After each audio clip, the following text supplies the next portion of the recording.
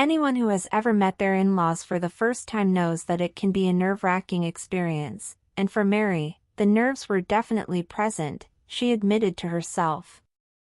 The fact that your girlfriend's mother is the Queen of Denmark probably doesn't help the situation either.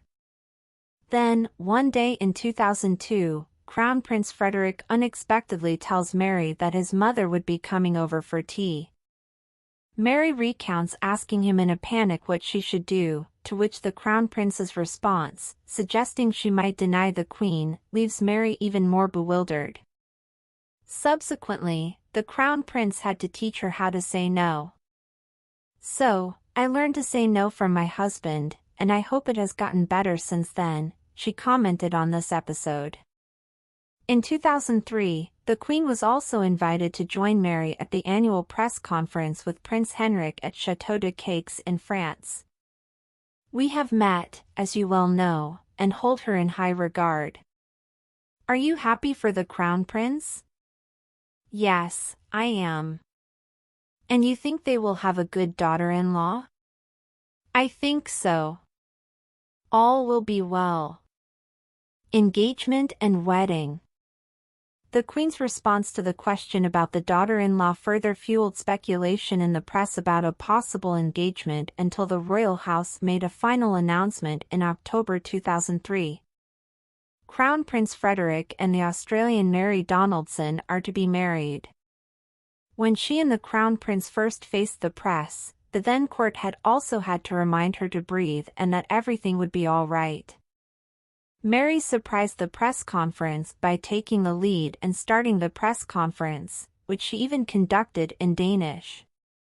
Although she stated she found it transgressive to start the press conference in Danish, it was important for her to learn the language. Simply to be able to take control of a small part of all the uncertainties in her new role. From there, everything moved quickly. In the run-up to the wedding, Mary tried to further master the Danish language, and at the same time, she needed to learn everything related to being a member of the royal family. A moved Crown Prince at the end of the church aisle.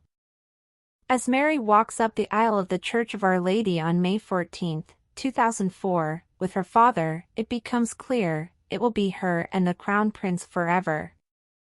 At the end of the church aisle, a very moved Crown Prince awaits his princess, and when they say yes to each other, Mary officially becomes the Crown Princess of Denmark. And here, it also becomes clear to everyone that Mary is well regarded by her relatives, not least by her mother-in-law. Because in the Queen's speech to her newlywed son, it sounded like this. "Your parents, Dad and Mom, we probably know how you found your true self. It happened when you met Mary. It was spring in your mind, and it blossomed around you." The voice for those often unheard. Today, Crown Princess Mary is a fully integrated part of the Danish royal house. And importantly, she has endeared herself to the Danish population. In her role as Crown Princess, she has also immersed herself in programs important to her, especially focusing on those who are on the fringe or completely outside the community. According to Mary herself, a very strong sense of justice drives her, and the Crown Princess has always found it difficult to see someone standing alone. "I saw that I could use my platform to be the voice for those often not heard," said the Crown Princess herself. Mary has visited countries worldwide, fighting, among other things, for equality. She initiated initiatives against loneliness and bullying, including through the Mary Foundation. That's why it also hit the Crown Princess particularly hard a few years ago when the press reported on examples of severe bullying, violence, and sexual violence at Herlufsholm. At that time, her own son was attending the school. When the case unfolded in June 2022, the press directly asked Mary about it and how it related to her fight against bullying, but she chose not to answer the question and quickly left. The case ended with Prince Christian leaving the school, and his younger sister Isabella not attending it as initially planned. Mother of 4 children. Although Mary fits into the measure of everything unusual happening in a crown princess's life, marriage to the crown prince also brought the most ordinary miracle. In fact, several such miracles.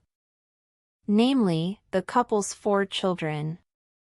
However, there's nothing ordinary in the royal family, and the crown princess wasn't given long to recover after the birth of the couple's first child in 2005 before the future heir to the throne had to be presented to the public. Since then, Princess Isabella and twins Josephine and Vincent have joined them, but Prince Christian is next in line for the throne. He has a predetermined direction in life, but it's important that he understands that he must shape it himself, said the crown princess to her son in 2018.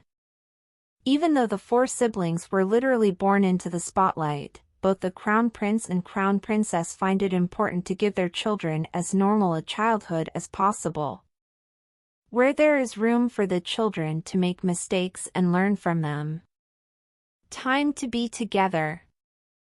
All the children also attended public nursery, kindergarten, and primary school.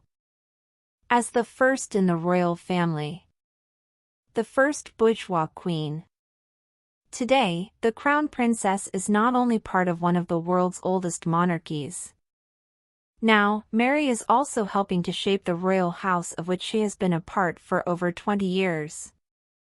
Thus, the next step was the title of Queen of Denmark, and she became the first commoner to occupy this post. A girl from an ordinary family becomes the Queen of Denmark. Mary herself said that the love between her and Frederik had to be predestined, and in a speech to her husband when he turned 50, she also revealed that the couple's shared motto was based on the saying, "To dare is to lose your balance for a short time. Not to dare is to lose yourself."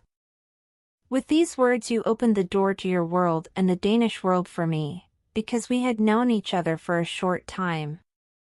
And indeed there were many tentative steps as we began our journey together, side by side and apart at the same time. Mary told her husband, "It takes courage to dare to make a bet. But without it, we've lost in advance. I am happy that you took your feet out from under me and that we dared to fall in love with each other not for a moment, but for life." The next step in the couple's journey together is now the throne. And they seem to be doing just fine as king and queen.